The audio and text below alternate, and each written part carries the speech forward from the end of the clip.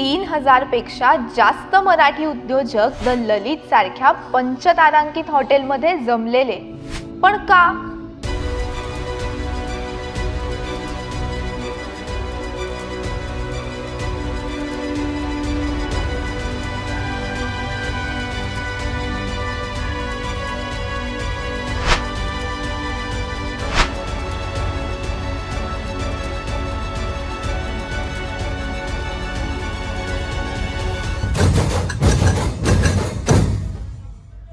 मराठी माणूस कुठे व्यवसाय करतो? मराठी माणूस उद्योजक होतो का? मराठी माणूस फक्त नोकरीच करू शकतो? मराठी माणूसच ना मराठी माणसाचे पाय खेचतो? या सगळ्या प्रश्नांची उत्तरं द्यायला आम्ही आलेलो आहोत. व्यवसाय, धंदा यात गुजराती आणि मारवाडी समाजच अग्रेसर आहे. यात मराठी माणसाचा निभाव कुठे लागणार आहे? हे कानी पडणारं सततचं वाक्य. पण या फक्त समजुती आहेत की अफवा? हेच खोडून काढण्यासाठी मुंबईच्या द ललित या पंचतारांकित हॉटेलमध्ये एक भव्य सोहळा पार पडला.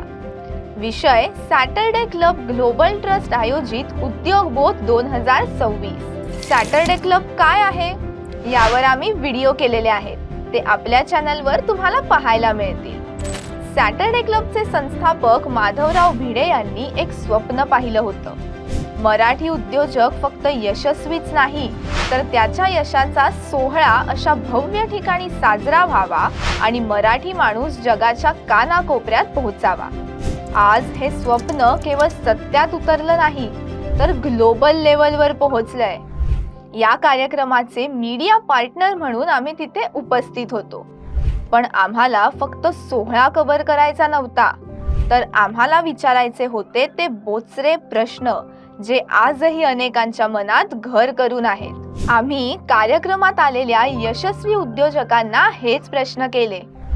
पहा, या प्रश्नांवर या यशस्वी मराठी उद्योजकांनी दिलेली ही रोखठोक उत्तरं. सर, उद्योगबोध तुमच्यासाठी काय आहे? माझ्यासाठी जीव की प्राण आहे. म्हणजे गेली 8 वर्ष मी सॅटरडे क्लबचा मेंबर आहे आणि सॅटरडे क्लब सोडून आयुष्य असू शकत नाही असं आम्हाला कधी कधी वाटतंय. मी उठता बसता जेवता खाता झोपता फक्त आणि फक्त सॅटरडे क्लबचाच विचार करतो आणि मेंबर्सचाच विचार करतो. असं म्हणतात उद्योगांमध्ये गुजराती किंवा मारवाडी हाच समाज अग्रेसर आहे, तर मराठी समाज किंवा मराठी माणूस या सगळ्यामध्ये कुठे आहे असं तुम्हाला वाटतं? Wherever there is risk there is gain.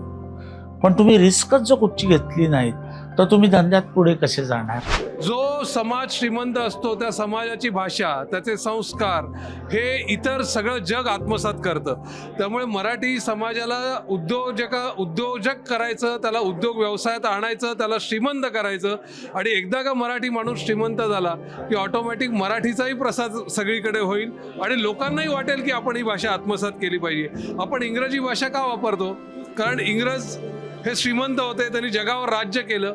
आता पूर्वीच्या जगावर राज्य करण्याच्या पद्धती बदलल्या आहेत. आता उद्योग व्यवसायाच्या माध्यमातून जगावर राज्य करण्याची पद्धत आहे. त्याच्यामुळे आपण मराठी माणसाला उद्योजक करूया, त्याला श्रीमंत करूया आणि एकदा तो श्रीमंत झाला की त्याची भाषा पण सगळेजण आत्मसात करायला बघतील. आज हे उद्योगबोध हे जे कॉन्सेप्ट इथे आणलेलं आहे त्यामध्ये आमचे सॅटरडे क्लबचे जवळजवळ 6,500 मेंबर आहेत.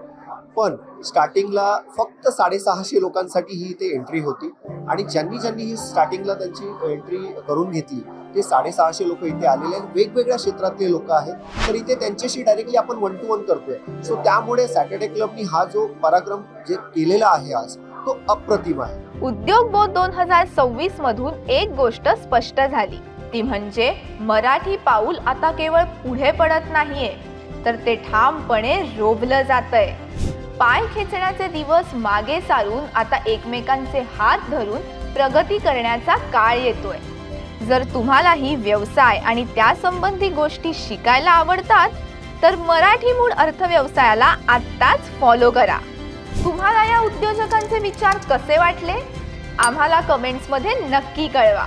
अशाच आणखी नवनवीन गोष्टींसाठी मराठी मूडला लाईक, शेअर आणि सबस्क्राईब करायला विसरू नका. जय हिंद, जय महाराष्ट्र.